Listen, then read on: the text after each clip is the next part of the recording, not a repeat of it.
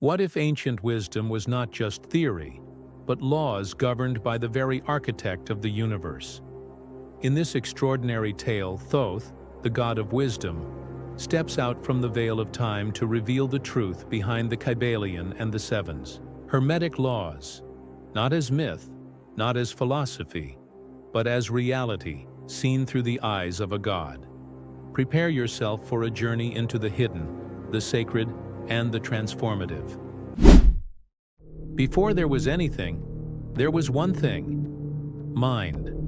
Not the personal mind each of you is familiar with, but the universal mind, an infinite intelligence, a primordial force without form, yet with the power to create everything that exists.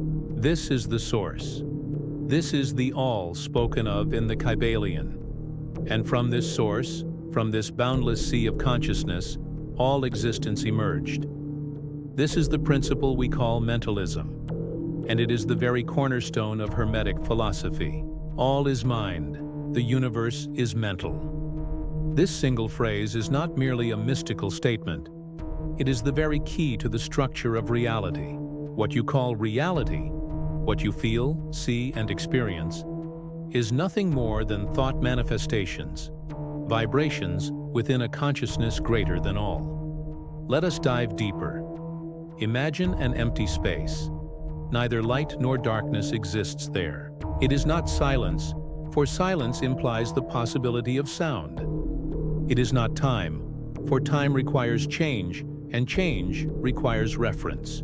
In this empty space, there is nothing, and yet everything. It is potential, pure potential for all that could be, before it is. This space, this consciousness, is what Thoth calls the true mind. From here, thought arose. Not a random thought, but the first thought. The Logos, the divine idea from which all others sprang. And through the vibration of that thought, the universe came into being. Before the physical, before energy, there was intention, will, form. As humans, you forget this. You look around and believe in the solidity of matter, but you forget that matter itself is the result of a wave of thought. Everything that exists is vibration, and vibration begins in the mind. So what does this mean for you? It means that you, yes you, are a co-creator of your own reality. Your thoughts are not passive, they are powerful. Every worry you cling to, every intention you send out, every emotion you allow to dominate you, these color your reality. The ancient priests of Atlantis understood this. They trained themselves to think with clarity, direction, and purpose. Their minds were honed like crystals, capable of manifesting healing, transformation, and even transportation through the power of thought alone. Not through magic as you understand it, but through deep understanding of this law. And you can do the same. Begin by observing your thoughts. Don't try to change them immediately. Just observe them, like clouds drifting across the sky. You'll begin to notice which thoughts occur most often, which patterns repeat. Then, like a sculptor with a chisel, you can begin shaping your thoughts with will and awareness. This is your creative power. To master this principle is to master the first step toward divine knowledge. For if you learn to control thought, you learn to control everything. You learn to see reality as a canvas, and the mind as the brush. What will you paint? If everything truly is mind, as the first principle teaches us, there must be a structure, an architecture, that holds this mental reality together. This is where the second great principle enters: correspondence. As above, so below. As below, so above. This is not poetry. It is a precise description of how reality functions across planes: the physical, the mental, and the spiritual. These planes are not separate realities, but layers of the same unity, reflected upon itself. What you see in the microcosm also exists in the macrocosm. Patterns repeat, laws repeat, essence repeats. When you look at the structure of an atom, with its nucleus and electrons orbiting around it, and then look at a solar system with planets circling a sun, you see the same principle in action. This is correspondence. Not just an image, a mechanism. The ancient Hermeticists used this principle to understand what lay beyond their senses. By studying the body, they understood the soul. By observing the stars, they uncovered laws of human consciousness. By reading patterns in nature, they understood the patterns of destiny. But this principle is not only for science and metaphysics, it is deeply personal. Everything you experience inside is mirrored outside, and vice versa. If there is chaos in your thoughts, you will encounter chaos in the world. If you carry fear, you will attract situations that amplify it. But if you carry peace, the world will respond in harmony. For you and the universe are not separate. You are two mirrored surfaces of the same consciousness. Correspondence also teaches you something else, that you can change anything, from the bottom or from the top. If you cannot change a situation directly, you can change your thoughts about it. And by doing so, the situation itself will change. Likewise, if you change your external habits, your internal landscape will follow. This principle gives you the power to understand why things happen and how to change them. It gives you the insight to understand that suffering is not random, but a mirror. That happiness is not luck, but harmony. So next time you look up at the stars, know that you are also looking within. And next time you close your eyes and feel an emotion, know that what you feel is shaping your reality. This is what this principle teaches you. You are not separate from anything. You are connected to everything. As above, so below. As below, so above. This phrase has crossed the desert of time, traveled through temples, libraries, and the mouths of sages. But what does it truly mean? How deeply does this law root itself in the reality you live in and ignore every single day? This law, which appears simple in language, holds layers of insight that cannot be measured by intellect alone. It must be experienced, it must be lived, and it begins with one deep truth, that everything in the universe, whether it's a star in a distant galaxy or a thought born in your mind, follows the same pattern, the same structure, the same spiritual code. This is the key to understanding everything that happens both around you and within you. Imagine a spiral. It begins in the microcosm, in an atom, and continues into the macrocosmic. In a galaxy, the shape is the same. The vibration is the same. Like a song played on different instruments, but with an identical melody. This spiral is also found in your DNA, in the structure of flowers, in waves, and in behavioral patterns. This is not coincidence. It is a code written by the mind that created you and everything. The Hermetic principle of correspondence allows you to understand the higher through the lower. Want to understand the mysteries of the heavens? Look into your own heart. Want to understand divine will? Study the laws of nature. Want to understand how the soul evolves? Look at how a seed sprouts, grows, blooms, and then dies. Thoth, who has walked in both worlds, the material and the spiritual, tells us that there is nothing out there that does not first exist within. That your relationships, your experiences, your dreams and nightmares, all of them, thine, are mirrors of your inner state. And when you dare to look into those mirrors with honesty and the will to understand, then portals open. You see the connection. You see yourself in others. You see God in yourself. The ancient priests and priestesses used this principle to predict the future, not through magic, but through observation. They read the stars because they knew the stars mirrored the psyche of man. They interpreted dreams because dreams were signals from higher consciousness. And they understood that all conflicts in society were reflections of conflicts within the individual.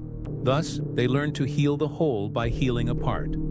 In your daily life, how do you apply this principle? Ask yourself, why do I attract certain patterns? Why do specific emotions and situations repeat? The answer lies not outside of you, it lies within. When you begin to work with your inner landscape, your thoughts, emotions, attitudes, the world outside you begins to change form, not because you manipulate it, but because you have adjusted the inner mirror. And conversely, you can also learn about yourself by observing what happens around you. What kind of people do you attract? What themes emerge in your life story? These are not coincidences. They are messages. They are reflections. They are gifts for those who dare to see. This is the power of correspondence. It reveals that reality is a mosaic, and each tile is connected to the whole. When you move one part, the whole moves. When you understand one law, you understand all. And when you know yourself, you know the universe. Nothing rests. Everything moves. Everything vibrates. This third principle, called vibration, is perhaps the most vital and the most misunderstood of the Hermetic Laws, for it suggests that reality, as you perceive it to be solid, static, and tangible, is in truth in constant motion. Everything is energy, and all energy moves in frequencies that create everything from thoughts to stars. Let us begin with the most basic, your body. It appears to be solid, but zoom in on a molecule, then on the atom, then into quarks, and you will see. There is no stillness. There is movement. There is dance. A vibration. All matter you see, all you feel, is made of this endless wave. And not just matter, but also your thoughts, your emotions, your words and intentions. In ancient Egypt, vibration was considered the pulse of life. Priests tuned their rituals with tones, chants, and sacred frequencies. They knew that the sound of a mantra, the vibration of a symbol, could affect not only the body, but the soul. They learned to heal through sound, to evoke visions, to open gates to other planes. Thoth taught humans how frequencies could raise or lower consciousness, how hate, fear, and envy vibrate low, heavy, dense, suffocating, while love, joy, and gratitude vibrate high, light, clear, expansive. These vibrations attract similar frequencies and create realities in accordance with their nature. And here lies the true secret. You can change your reality by changing your vibration, not by force, but through awareness. Every thought you think, every emotion you nurture is a signal, and the universe responds, always, to your frequency. You do not attract what you want, you attract what you are. And what you are is the sum of your vibrations. Thus, it is not enough to wish for love. You must vibrate love. Not enough to long for freedom. You must vibrate freedom. How do you do this in practice? Through conscious breathing, through silence, through music that harmonizes with the soul, through words that uplift, actions that honor, thoughts that heal. All of this changes your inner field, and thus your life. Remember, in the ear of the universe, you are an instrument. The question is, what melody are you playing?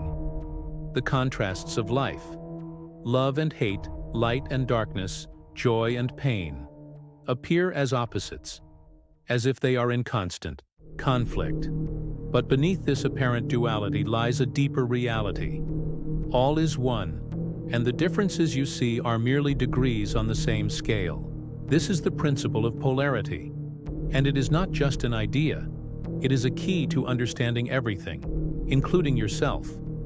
Everything is dual. Everything has poles. Opposites are identical in nature, but different in degree. So reads the fourth Hermetic principle. And this principle challenges everything you think you know about reality. for it teaches us that nothing is absolute. Everything is relative, and what appear to be opposites are in fact two sides of the same thing. Think of heat and cold. They seem different, but they are just degrees of temperature. There is no exact point where heat ends and cold begins. It's a gradient. The same goes for light and darkness, silence and sound, hate and love. Thoth explains that this principle is essential for understanding the illusion of duality. In your search for meaning, you have learned to judge, to divide the world into good and evil, right and wrong, self and other. But in the divine mind, there are no absolutes. There is only vibration in different degrees of manifestation. This means that every dark feeling you carry also contains the potential for light, that every anger you feel is closely related to love, and that there is no true separation. It's all about which end of the scale you are vibrating on. For the wise, this is not just knowledge, it is power. When you understand that all emotions, states, and experiences exist on a scale, you can begin to move along it. You can transmute. You can transform hate into love, fear into courage, weakness into strength. Not by fighting what you don't want, but by shifting your frequency, your focus, your inner point on the scale. This is the true art of alchemy. Not transforming lead into gold, but transforming lower states in the soul into higher ones, raising the mind from shadows to light, from doubt to insight. In the ancient temples, initiates learned to acknowledge their inner duality. They faced their own demons, not to destroy them, but to understand them. To see that even darkness was a teacher, that no feeling is the enemy, just an expression of energy that can be raised, redirected, transformed. The principle of polarity also teaches you compassion. When you see that everyone, even those you fear or despise, is simply vibrating at a different frequency, the heart opens. You stop judging. You begin to understand. You begin to heal. So next time you encounter resistance in life, ask yourself, which pole am I vibrating on? How can I move toward the other? Not with force, but with wisdom. For it is not by fighting darkness that you overcome it. It is by becoming conscious light.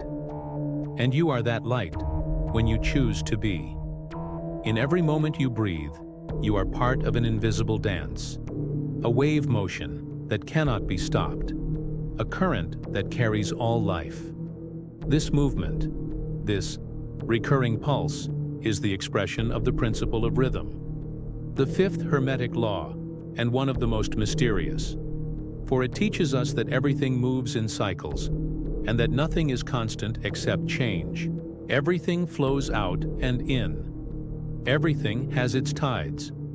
All things rise and fall. The pendulum swing manifests in everything. The measure of the swing to the right is the measure of the swing to the left. Rhythm compensates. This means that everything, your emotions, your relationships, your triumphs and your defeats, follows a hidden law, a pendulum swinging from one pole to the other. And understanding this movement not only gives you insight, it gives you freedom. Thoth explains that the law of rhythm is not punishment, it is balance.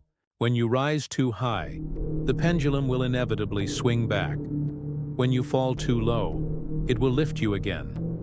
This understanding brings peace. For you know that nothing lasts forever, neither pain nor joy. And thus, you can stand firm in the storm, because you know the law.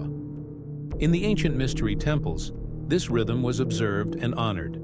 Just as the moon has its phases, just as the female body follows cycles, just as the seasons shift, so too does consciousness. The wise lived in harmony with the rhythm. They did not force it. They understood when it was time for action, and when for stillness, when to speak, and when to listen. For ordinary people, the pendulum of rhythm is an unpredictable force. It lifts them into joy, then throws them into despair. But for the initiated, It is a tool. They prepare. They know that after success comes challenge, and after darkness, a new day. How can you use this law in your own life? By observing your own rhythms. When do you feel most alive? When does doubt arise? When are you creative? And when are you empty? Learn the patterns, honor them. Plan your life in accordance with them, not against them. Then you become like a sailor who knows the wind. You don't fight the waves, you ride them. The principle of rhythm also teaches humility, for it reminds you that everything moves in circles. The one you look down on today may be the one who helps you tomorrow. The one you love now may hurt you later, and still be important. Nothing is static. Everything is dancing, and this principle is not limited to your life alone. All of humanity follows rhythms. Civilizations rise and fall. Ideologies are born and die. Knowledge disappears and re-emerges. This video, this moment, is part of such a rhythm. A return to ancient wisdom, brought forth again in a time that needs it most. So dance. Not against the rhythm, with it. Feel the wave. Ride it. And when you lose balance, know that the pendulum will swing back. Always. In the world of man, it is easy to believe that everything happens by chance, that life is ruled by chaos, bad luck, or a divine will without explanation. But to those who see with eyes trained by insight, there are no coincidences. Nothing happens without reason. Everything has a cause, and every cause carries the seed of its effect. This is the sixth Hermetic principle: cause and effect. Every cause has its effect. Every effect has its cause. Everything happens according to law. Chance is but a name for law not recognized.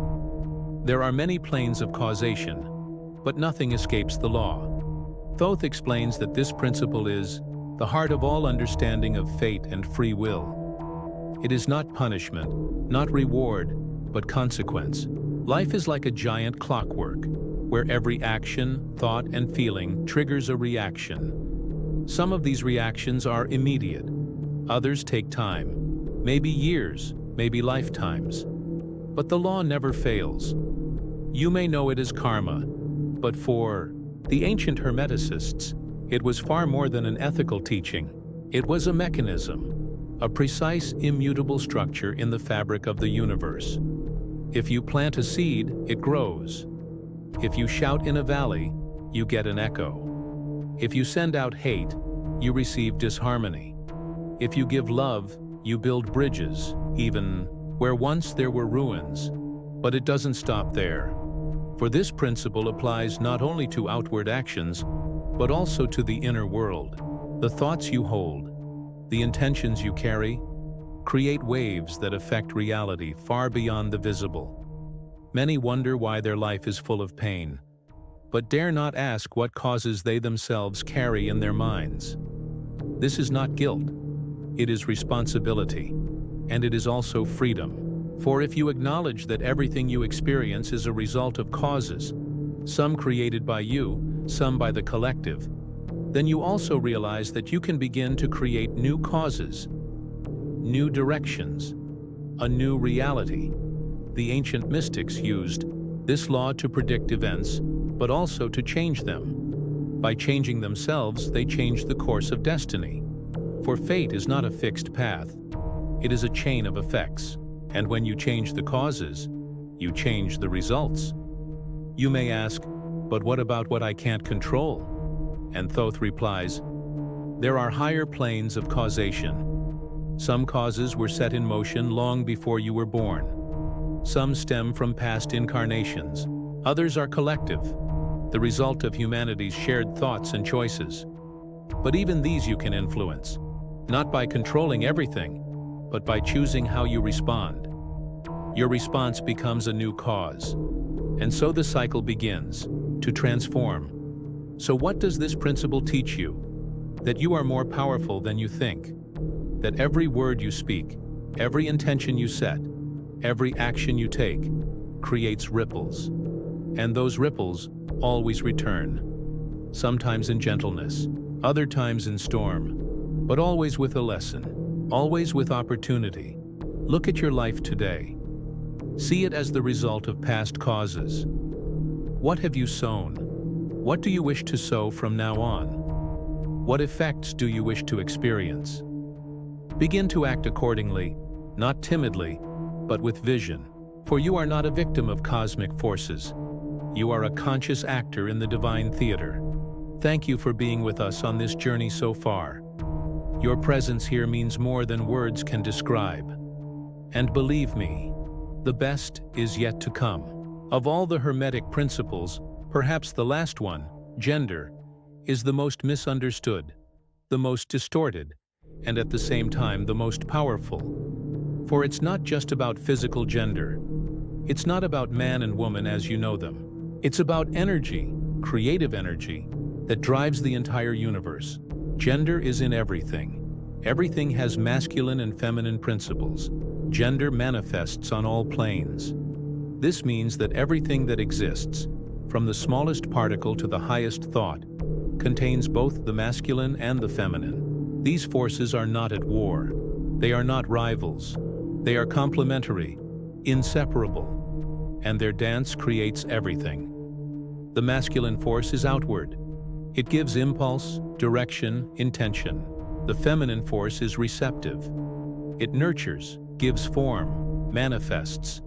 Together they create the universe. Without one, no life. Without the other, no existence.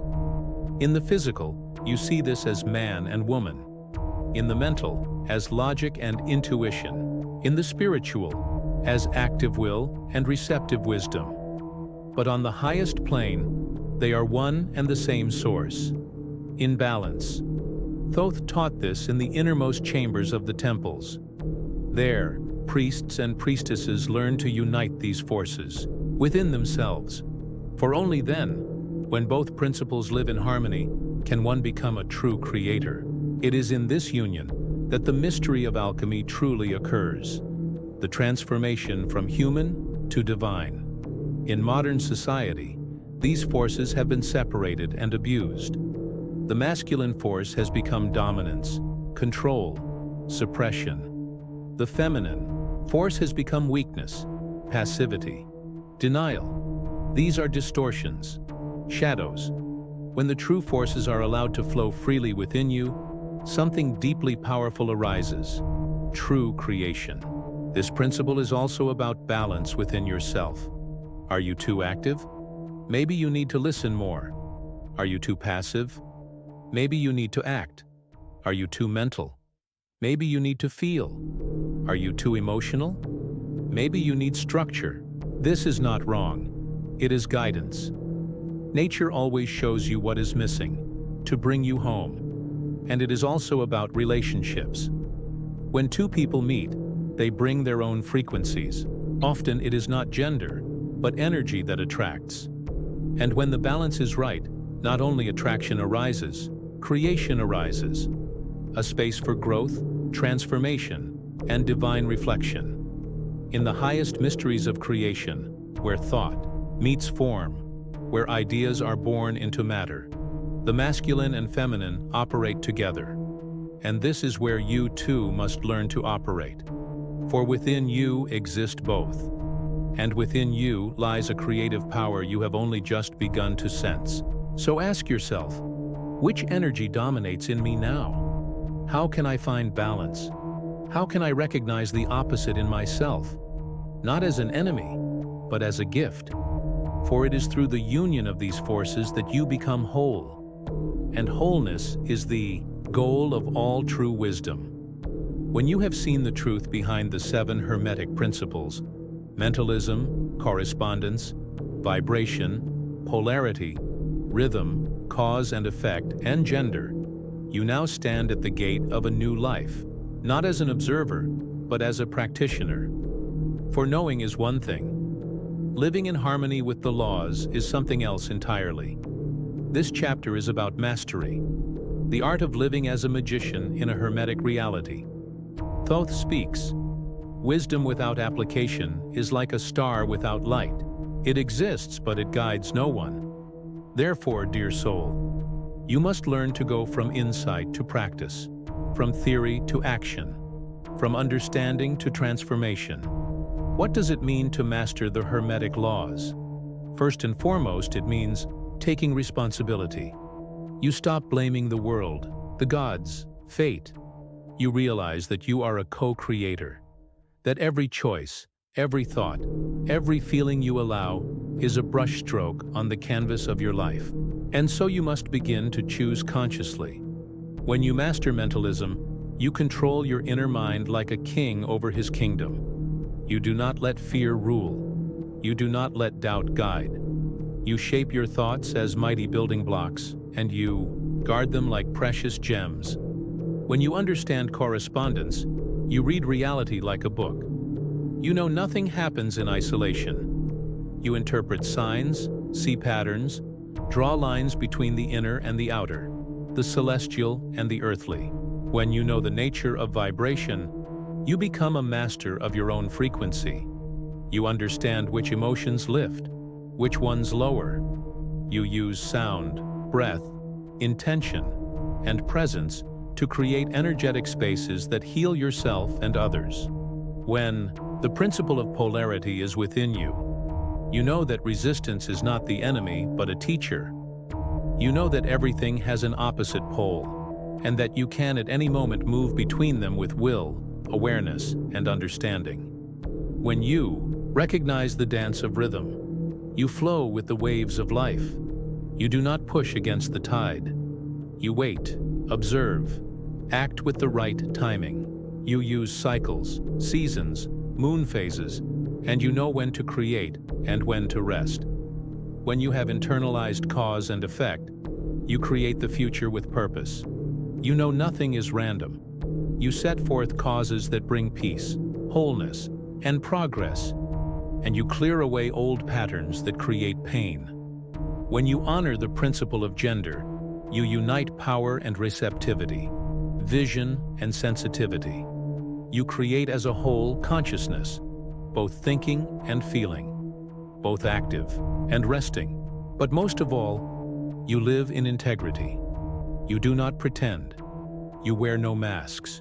You are whole. You are honest. You honor your feelings, but you do not let them rule you. You act with love, but without becoming weak. You stand in truth, even when it costs you comfort. This is not a path for the many. It is a path for the brave. For it is easy to listen, easy to learn, but to live in harmony with the laws of the universe, that requires all you are. It requires that you stop being a victim and become a creator. And what awaits you on this journey? Inner peace, clarity, magic. You begin to create miracles, not as deviations from nature, but as expressions that you are finally living in, alignment with it.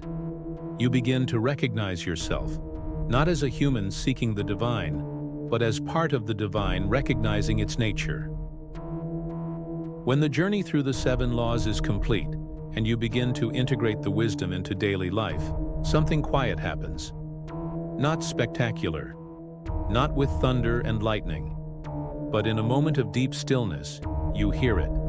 The whisper, not from an external voice, not from a book, not from a teacher, but from within, like an echo of something you've always known, but never fully understood.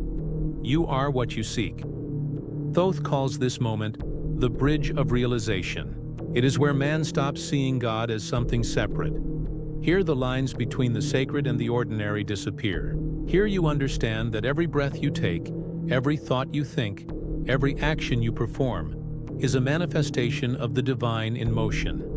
When God whispers, it is not to command. It is to remind you that you were never abandoned, never lost, never unworthy, only forgetful. Forgetful that you were light. Forgetful that you were shaped by the same mind that created the stars. And in this moment, everything changes. You look at other people and you see light in their eyes, even if they don't see it themselves. You hear a bird sing and you understand it's not just sound, it's a message. You walk in the forest and you feel the trees know you. That the earth beneath your feet not only carries you but blesses you. For God is not only in temples, books, or sacred words. God is in everything. In you. In what you fear. In what you love. In what you thought you could never understand. This is not the end of the journey. It is the beginning of the true path. For now it is no longer about learning more, but about being what you already know. To embody wisdom. To live every moment as a living prayer, a living law. You become a temple, a mirror, a bearer of light. And when people meet you, they will not always know what it is, but they will feel it. They will feel peace, clarity. And perhaps, if they listen closely, they will also hear what God whispered to you. You are my child. You are my expression. You are my voice in the world. And thus the journey continues. Not in another life, not in another dimension, but here and now.